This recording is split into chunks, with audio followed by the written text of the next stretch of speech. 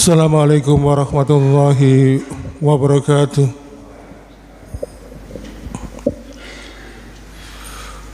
Alhamdulillahilladzi arsala rasulahu bil huda wa dinil haq liyudhhirahu 'ala dini kullihi walau karihal musyrikun walau karihal munafikun walau karihal kafirun.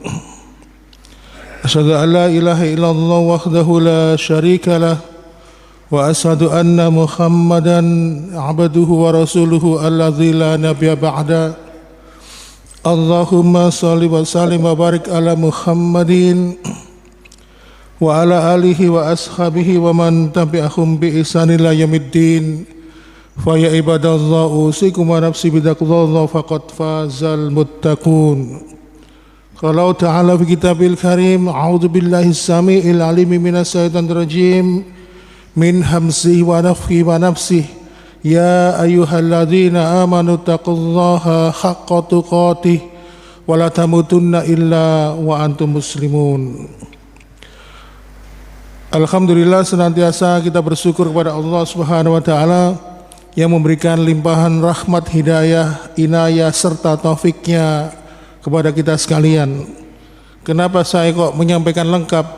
Hidayah, inayah serta taufik itu ternyata mempunyai banyak definisi masing-masing, tetapi tidak akan kita bahas pada pertemuan kita pagi ini. Ma'asyiral muslimin, akhir-akhir ini dengan situasi seperti ini perlu kiranya kita meningkatkan iman dan imun. Kenapa? Kata Rasulullah SAW, semakin dunia itu menua, maka semakin banyak godaan di dalamnya.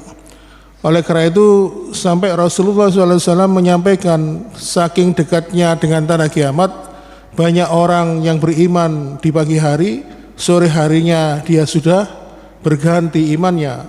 Siang atau sore harinya dia beriman, pada pagi harinya dia sudah berganti. Oleh karena itu, sekiranya patutlah kita memohon hidayah dan petunjuk kepada Allah, serta juga memohon agar senantiasa kita diberikan istiqomah dalam iman dan takwa kepada Allah.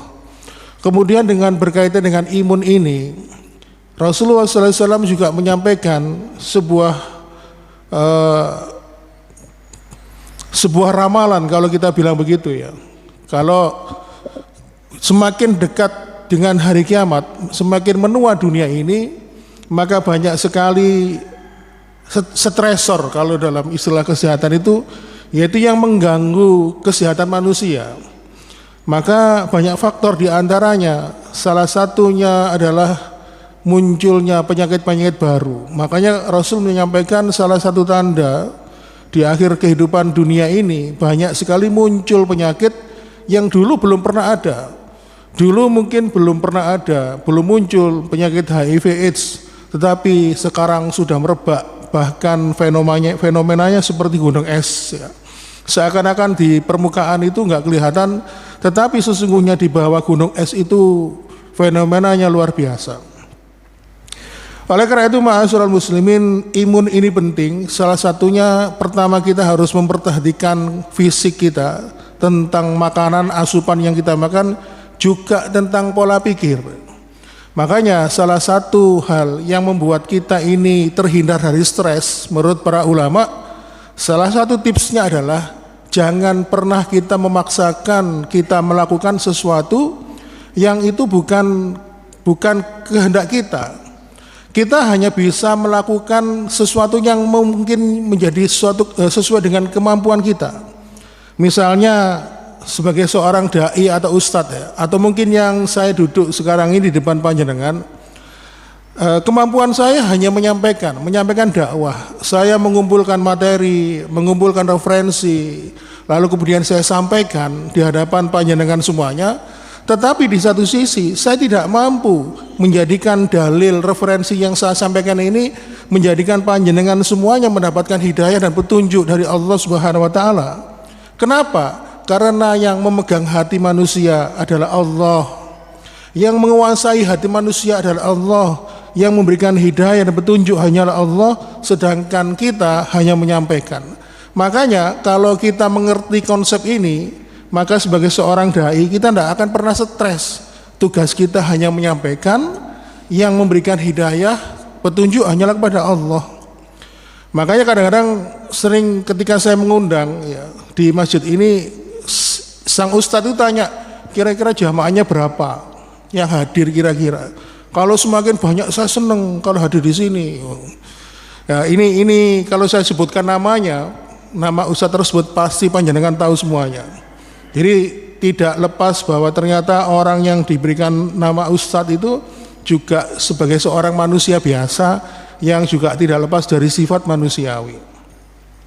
Oleh karena itu ma'asyiral muslimin, kalau kita memahami ini, maka kalau diundang walaupun yang datang cuma 5 atau 10 orang, dia tidak akan pernah memikirkan hal itu.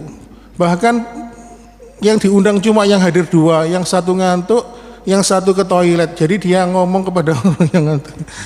Oleh karena itu ma'asyiral muslimin, ini juga banyak di aspek kehidupan kita yang lain. Contoh misalnya dulu waktu saya di dinas kesehatan itu ada kenalan seorang teman ya, tenaga kesehatan, beliau adalah seorang bidan. Dia berusaha menjadikan anaknya menjadi seorang dokter ya. Setelah lulus dari kedokteran, dia berusaha supaya anaknya menjadi dokter spesialis obgyn, hingga akhirnya magangnya ikut profesor di bidang obgyn. Akhirnya berbagai macam usaha diupayakan supaya anaknya ini menjadi dokter spesialis kandungan. Tapi ternyata dia tidak memahami bahwa nasib kehidupan anaknya di masa depan itu adalah wewenangnya Allah Subhanahu wa taala, dan kita sebagai manusia tidak pernah bisa menjadikan itu sebagai kewenangan kita, karena kita hanya tugasnya adalah mendidik anak kita, memberikan rizki yang halal untuk mereka. Lalu mengenai nasib mereka, kita hanya bisa berdoa kepada Allah, kita pasrahkan tentang masa depan mereka kepada Allah Subhanahu wa taala. Sehingga akhirnya apa? Ketika sang ibu ini yang kebetulan bidan ini menyadari ternyata anaknya tidak jadi menjadi dokter spesialis kandungan, dia akhirnya pun jatuh dalam keadaan stres. Inilah contoh ma'asyiral muslimin, salah satu tips untuk meningkatkan imun, salah satunya itu menghadirkan pikiran yang positif.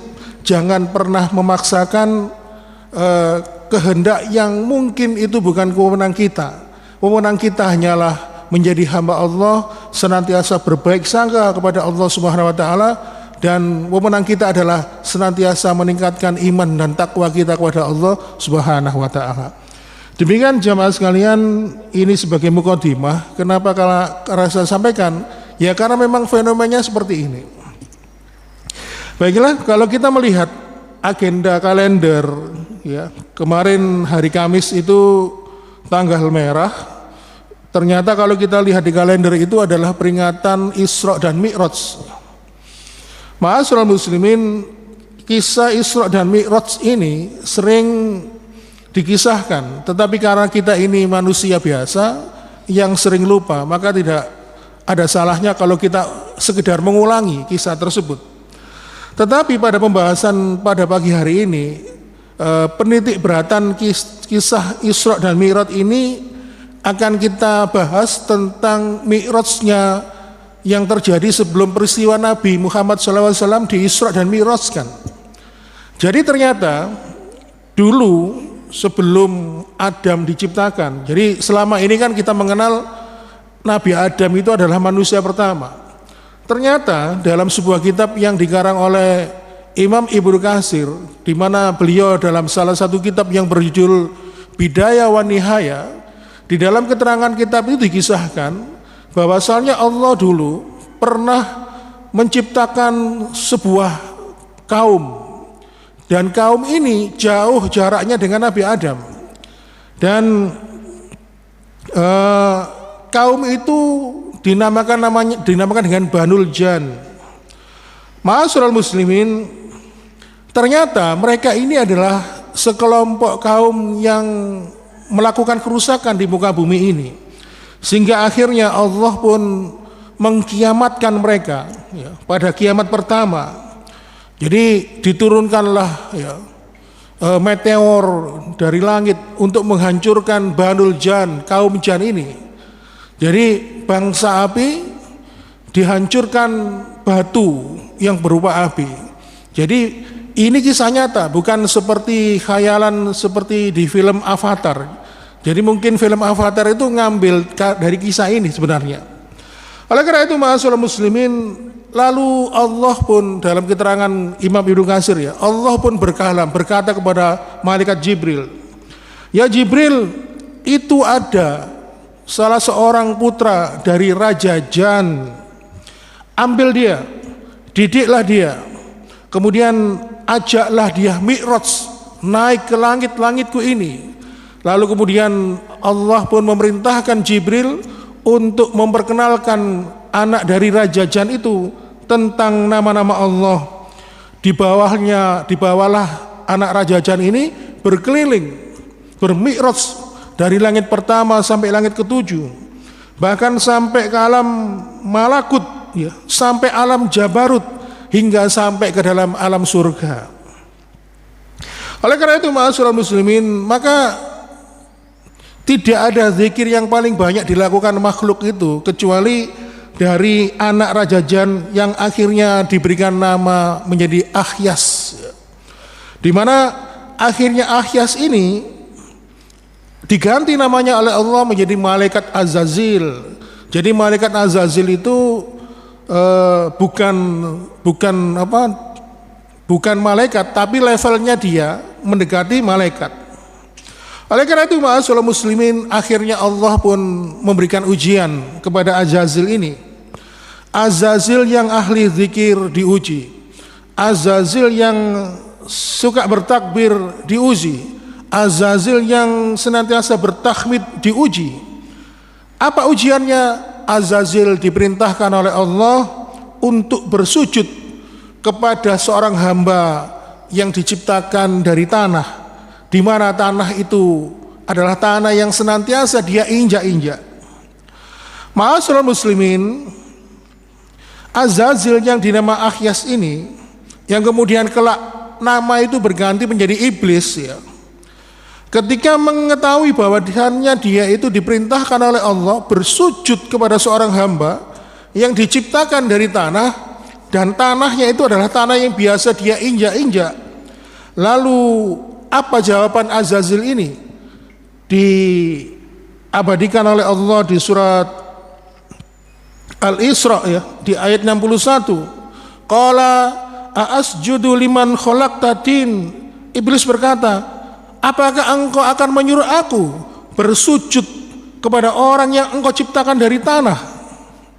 Rupanya Azazil ini mulai rasis. Jadi rasisme ya, itu dimulai di eranya iblis, karena dia merasa lebih baik daripada kaum yang lain.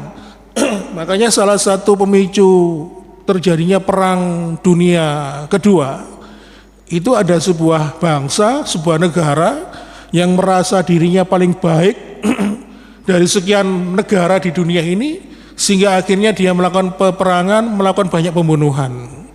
Jadi kalau jenengan suka membaca kisah-kisah sejarah, salah satu perang dunia kedua itu akhirnya apa?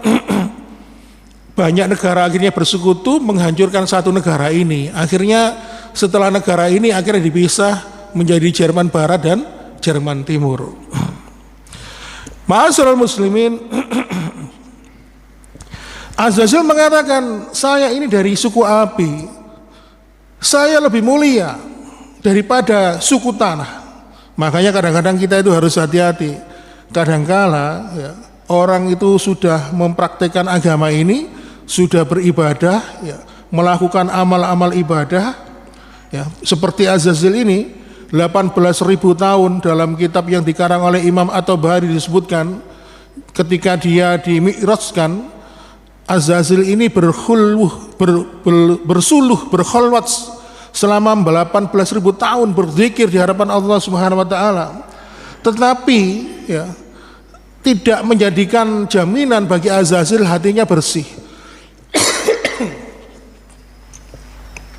Sehingga akhirnya Azazil mengatakan, aku lebih baik daripada dia. Oleh karena itu ma'asyiral muslimin, Ketika Allah Subhanahu wa taala akan menciptakan seorang manusia yang akan diberikan nama Adam, lalu Allah pun mengabarkan kepada seluruh makhluknya pada saat itu. Sehingga akhirnya Allah pun mengatakan di surat Al-Baqarah, "Inni ja'ilun fil ardi khalifah." Aku hendak akan menjadikan seorang khalifah di muka bumi ini. Dan ternyata ada dua kelompok malaikat yang berkomentar. Kelompok yang pertama mengatakan, qalu ataj'alu fiha may yufsidu fiha wa yasfikud dima. Apakah engkau hendak menjadikan orang yang merusak dan menumpahkan darah di muka bumi ini? Ini komentar dari malaikat cahaya. Kemudian malaikat yang lain mengatakan, wa nahnu nusabbihu bihamdika wa nuqaddisu lak. Kami banyak bertasbih kepadamu ya Allah, memujimu dan mensucikanmu. Maka dalam hal ini yang berbicara, yang masuk dalam malaikat cahaya atau malaikat api itu termasuk Azazil, yang protes kepada Allah Subhanahu wa taala. Maka inilah salah satu penafsiran dari surat Al-Baqarah ayat 30 yang jarang kita pelajari. Oleh karena itu ma'asyiral muslimin, pendek cerita akhirnya Azazil pun diusir dari surga karena tidak mau menerima perintah Allah bersujud di hadapan seorang hamba yang diciptakan dari tanah. Sehingga akhirnya Azazil pun berganti nama menjadi iblis. Maka kemudian ketika iblis ini diusir dari surga, Allah pun berkata kepadanya, apakah kamu termasuk orang alim? Apakah kamu termasuk bangsa yang sangat tinggi? Maka ma'asyiral muslimin, Azazil yang diberikan gelar sebagai penjaga surga, yang akhirnya berganti menjadi iblis, akhirnya dijauhkan dirinya, disesatkan oleh Allah dari jalan kebenaran. Ma'asyiral muslimin, lain ceritanya dengan kisah Isra dan Mi'rajnya Nabi Muhammad SAW. Kalau misalnya di dalam sejarah Azazil beda dengan sejarahnya Nabi Muhammad SAW. Allah bersihkan hatinya, qalbu Nabi Muhammad SAW ketika usia 7 tahun. Jadi menurut kisah itu Allah mengutus malaikat Jibril untuk membelah dadanya Nabi Muhammad, dibersihkan kalbunya, dibersihkan dari penyakit-penyakit hati. Kemudian dibersihkan lagi di malam 27 Rajab menjelang peristiwa Isra dan Mi'raj. Hati dan kalbunya Rasulullah SAW dibersihkan kembali. Oleh karena itu ma'asyiral muslimin, kita bisa mengambil pelajaran bahwa inilah perbedaan mi'rajnya Azazil atau iblis dengan mi'rajnya Nabi Muhammad SAW. Apakah itu Azazil spiritualnya dinaikkan sampai diajak berkeliling dari alam-alam, dari alam jabarut, malakut sampai alam surga. Bahkan Azazil ini yang berganti nama menjadi iblis pernah berkholwat, berzikir kepada Allah selama 18.000 tahun. Tetapi tingkat kesolehannya ini tidak diiringi dengan kebersihan hati. Beda dengan Nabi Muhammad, sebelum diperkenalkan tentang esensi siapakah Allah itu, tentang surga dan neraka, sebelum diajak Mi'raj dari langit pertama ke langit 7, kalbunya, hatinya Nabi Muhammad itu sudah dibersihkan dahulu. Sehingga akhirnya apa? Nabi Muhammad ini lebih dewasa, walaupun usianya muda dibandingkan para nabi dan rasul yang lain, seperti Nabi Nuh, ya, seperti nabi-nabi yang lain. Mereka walaupun usianya ada yang mencapai 900 tahun, itu kalah dewasa dengan Nabi Muhammad yang usianya hanya 63 tahun. Oleh karena itu ma'asyiral muslimin,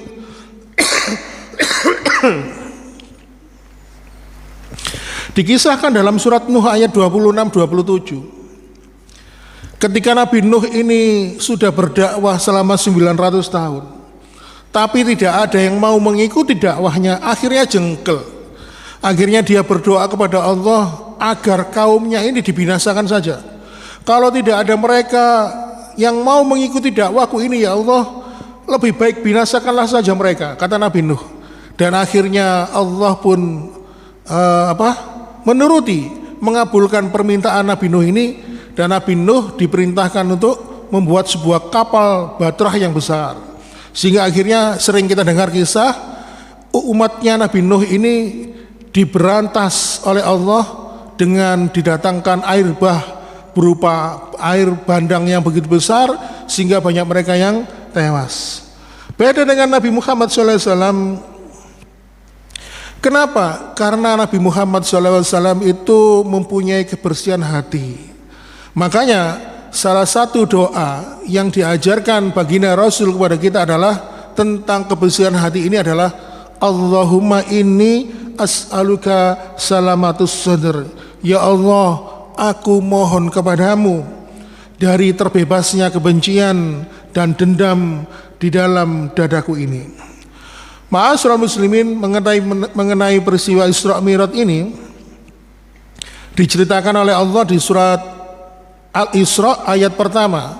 Subhanalladzi asra bi abdihi lailam minal masjidil haram ilal masjidil aqsa alladzi barakna haulahu linuriyahu min ayatina innahu was-sami'ul basir. Maha suci Allah yang telah memperjalankan hambanya pada malam hari dari Masjidil Haram ke Masjidil Aqsa yang telah kami berkahi sekelilingnya, agar kami perlihatkan kepada mereka sebagian tanda-tanda kebesaran kami. Sesungguhnya Dia Maha mendengar dan Maha melihat. Ma'asyiral muslimin, kalau kita memahami ayat pertama dari surat Isra ini, kalau menurut para ahli tafsir, ya, bahwasannya kalimat ini diawali dengan subhanalladzi. Kalau dalam ilmu tata bahasa Arab, balagha, kalimat ini dinamakan dengan ijaz, yang redaksinya itu ringkas tapi padat. Dan di dalam kalimat itu tersirat sebuah lafzul jalalah yang artinya, yang redaksi kalimatnya itu secara aslinya subhanallahilladzi, maha suci Allah. Dan ini disebut dengan kalimat tasbih. Jadi banyak peristiwa-peristiwa besar di dalam Al-Quran, tapi tidak banyak diawali oleh Allah, diceritakan dengan diawali kalimat tasbih. Allah menceritakan kisah Fir'aun ditenggelamkan dalam Laut Merah. Peristiwa itu peristiwa yang besar, tetapi tidak diawali dengan kalimat tasbih.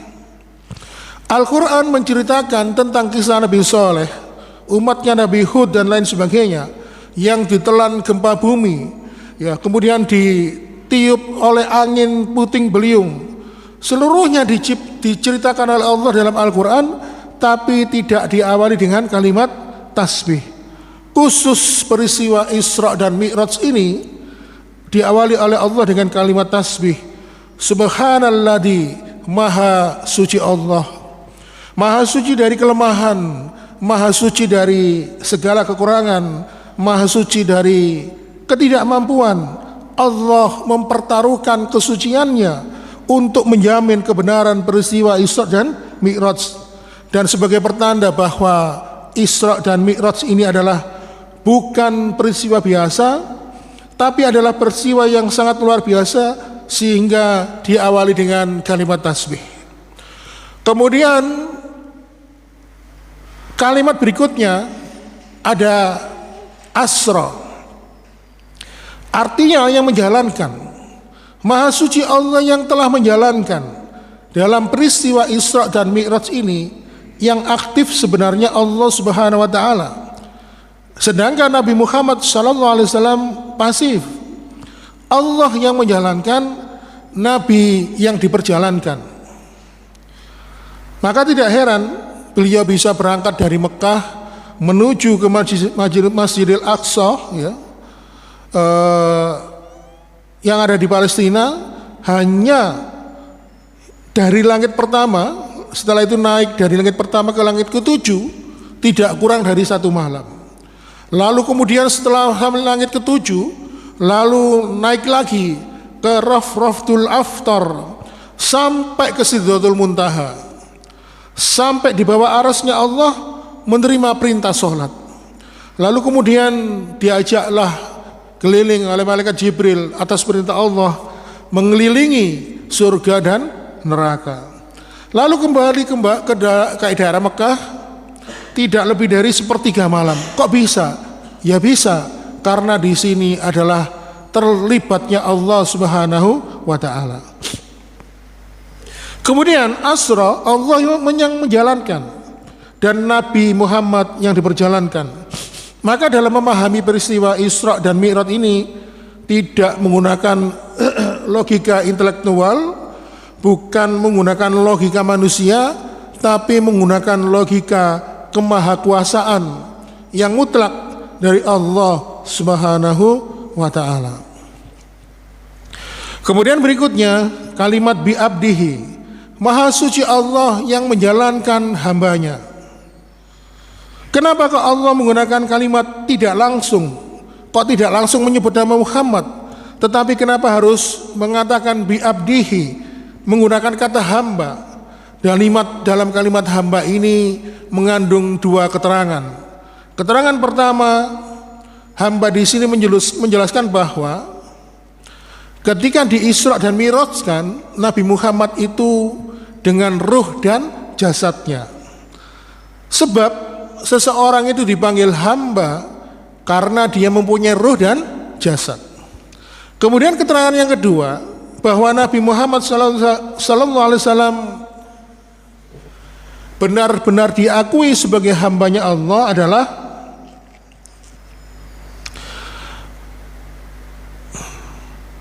adalah memang Nabi Muhammad itu diakui menjadi hambanya Allah. Sering kita ini bertanya, loh bukankah saya ini juga hambanya Allah? Bukankah jamaah Masjid Mujahidin ini juga hambanya Allah? Kata siapa? Ya kata saya. Saya mengaku diri saya ini sebagai hamba Allah. Tetapi lain ceritanya dengan Nabi Muhammad ini, yang mengatakan Muhammad itu adalah hambaku, adalah Allah Subhanahu wa taala. Ini berarti menunjukkan kepada kita bahwa kalau mengaku-ngaku saja boleh. Saya itu kenal Pak Jokowi loh. Loh iya tak? Iya. Tapi Pak Jokowinya enggak kenal saya. Iya, mengaku kan. Tapi beda kalau Pak Jokowi ngomong, loh itu teman saya, itu orang Mojokerto asli nih. Beda. Tapi kalau sekedar mengaku-ngaku, ya saya ini hamba Allah. Tapi Allah belum tentu menerima pengakuan kita. Oleh karena itu, ma'asyiral muslimin, kalau kata-kata hamba Allah ini, saya hamba Allah ini, keluar dari mulutnya manusia, sangat murah, harganya sangat murah sekali. Sebab itu hanya pengakuan sepihak. Tetapi kalau pengakuan itu datang dari Allah, wah Muhammad ini adalah hambaku, Allah mengatakan begitu. Maksudnya apa? Artinya Allah menunjukkan bahwa dia mengakui Muhammad itu adalah benar-benar hambanya. Oleh karena itu, ma'asyiral muslimin wa zumratal mu'minin rahimakumullah, ini kalimat bi'abdihi ini kalau kita mengambil hikmahnya, maka kita ini sekali-kali jangan menjadi hamba kepada selain Allah. Kalau kita ini bersaksi kepada Allah, bersaksi atas Rasulullah sebagai utusan Allah, maka berarti saya tidak menyembah kepada selain Allah. Maka berarti saya tidak akan pernah takut kepada selain Allah. Maka berarti saya tidak akan pernah minta tolong kepada selain Allah. Dan saya tidak akan menggantungkan hidup saya kecuali hanya kepada Allah. Ini adalah konsekuensi logis daripada semua ucapan syahadat itu. Maka sekali kita menghamba kepada Allah, maka jangan menghamba kepada selain Allah. Adapun Muhammad, Nabi Muhammad SAW sebelum dipanggil bi'abdihi dalam ayat ini, kalau kita membaca di sejarah sebelum Isra dan Mi'raj, Nabi mengalami amul husni, tahun-tahun kesedihan, di mana pamannya Abu Thalib meninggal dunia. Kemudian istri tercinta Khadijah juga meninggal dunia, sehingga dengan meninggalnya dua figur yang sangat penting dalam kehidupan beliau ini, Allah memberikan hiburan kepada Nabi Muhammad SAW agar dia tidak bersedih lagi. Oleh karena itu, ma'asyiral muslimin, setelah Nabi Muhammad SAW mengalami hal ini, maka luluslah ujian dia sebagai hamba Allah, sehingga akhirnya dia atau Allah Subhanahu wa taala memanggil Nabi Muhammad SAW sebagai bi abdihi. Seolah Allah mengatakan Muhammad itu adalah hambaku, tidak bergeser kehambaannya apapun yang menimpa dia. Inilah ma'asyiral muslimin hikmah dibalik peristiwa Isra dan Mi'raj. Pada Isra dan Mi'raj yang pertama, sebelum jauh Nabi Adam diciptakan, memberikan pelajaran bahwa kebersihan hati itu penting, kebersihan jiwa itu harus, karena sesungguhnya ketika kita beribadah di hadapan Allah, tidak hanya dilihat dari aspek secara jasmaniyah, tetapi juga batiniyah. Maka kalau kita ini menghamba kepada Allah, beribadah kepada Allah, hati dan kalbu kita harus kita bersihkan, harus kita sucikan, agar kita tidak mempunyai dengki, tidak mempunyai hasad, di mana penyakit-penyakit itu mampu menghilangkan pahala dari amalan-amalan ibadah kita. Kemudian kita juga belajar dari kisah Isra Mi'raj tentang eksistensi Allah yang menjadikan peristiwa ini penting, sehingga akhirnya Allah menjamin atas nama kesucian dirinya. Kemudian juga pengakuan terhadap Nabi Muhammad SAW tentang Muhammad itu adalah hambanya. Kadang kala kita sering mengaku kita adalah hamba Allah, saya ini sudah mengabdi beribadah kepada Allah, tapi belum tentu pengakuan sepihak dari kita pun akan mendapatkan pengakuan dari Allah Subhanahu wa taala. Maka apabila kita ini ingin diakui sebagai hamba Allah, maka datangilah, sambutlah, laksanakanlah perintah-perintah Allah dan mengikuti, menteladani sunnah-sunnah Rasulullah Muhammad SAW. Demikian ma'asyiral muslimin, mudah-mudahan yang singkat ini memberikan manfaat. Mohon maaf bila ada kekurangan. Kita akhiri dengan doa penutup majelis. Subhanakallahumma wa bihamdika asyhadu alla ilaha illa anta astaghfiruka wa atubu ilaik. Wassalamualaikum warahmatullahi wabarakatuh.